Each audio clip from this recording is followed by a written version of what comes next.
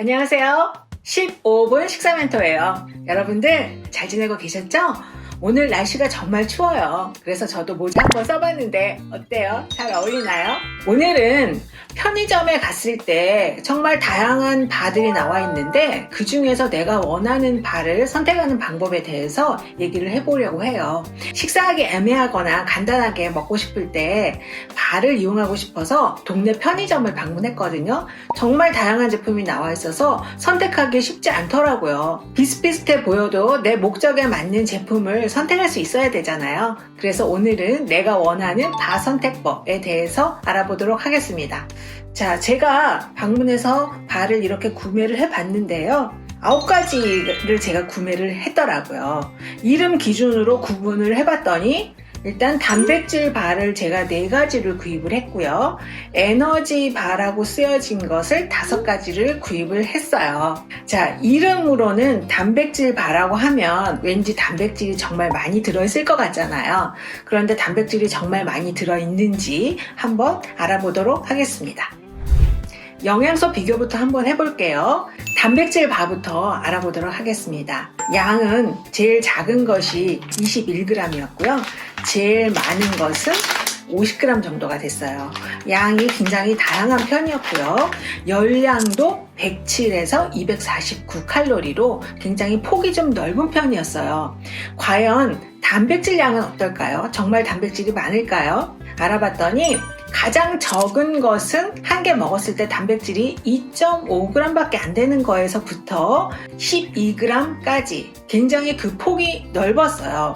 사실 요즘에 젊은 분들은 퀘스트라든가 커클랜드라든가 해외 제품들을 직접 구매해서 드시는 경우도 꽤 있잖아요. 이런 경우에는 하나를 드시면 21g의 단백질이 공급이 되는데 꽤 차이가 많은 편이죠. 자, 그 다음에 에너지바를 한번 봤습니다. 자, 에너지바 5개를 비교를 해봤는데 양은 30에서 40g 정도로 비교적 일정했고요.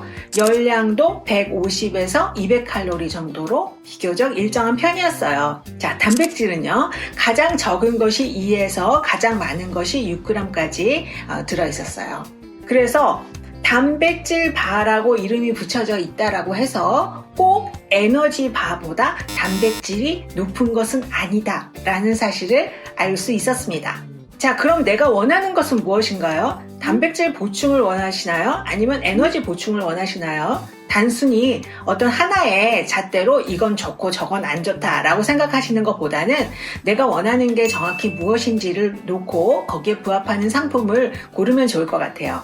지금 이 4가지 상품으로 단백질을 보충을 한다고 하시면 단백질뿐만 아니라 탄수화물, 지방도 같이 섭취를 하시게 되는 건데요. 예를 들어서 몸을 만들거나 어떤 이유로 한 끼에 20g의 단백질을 먹고 싶다라고 할 경우에 단백질 바에 지금 들어있는 단백질 양을 기준으로 한다면 2-3개를 드셔야 되잖아요. 근데 2-3개를 드시게 되면 단백질 양은 공급이 될 수 있을지 몰라도 또 탄수화물과 지방도 같이 증가하게 된다라는 거예요. 그래서 나는 단백질만 집중적으로 좀 먹고 싶다라고 하는 목적에는 부합하지 않는 것이죠. 사실 이런 측면에서 해외 제품들에 비해서 아쉬운 점이 살짝 있어요. 하나를 골라야 한다면 닥터유의 단백질 바 제품이 하나 먹으면 12g으로 단백질이 제가 사온 것 중에서는 가장 높더라고요. 그래서 이거 하나와 그리고 계란 삶은 거 하나 정도를 선택을 하면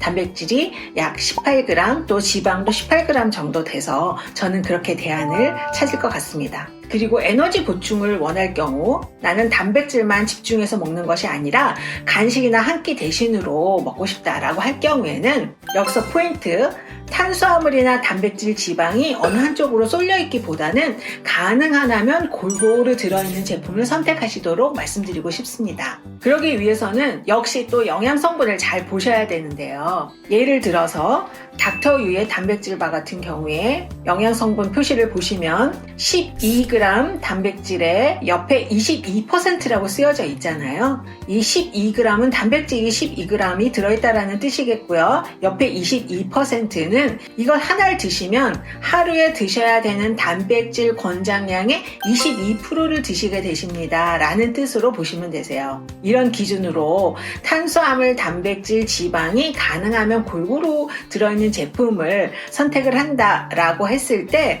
저는 닥터유의 단백질바 하고요. 또 롯데의 초단백질바, 그 다음에 닥터유의 에너지바, 이렇게 세 가지 제품 중에서 하나를 선택을 할 것 같습니다.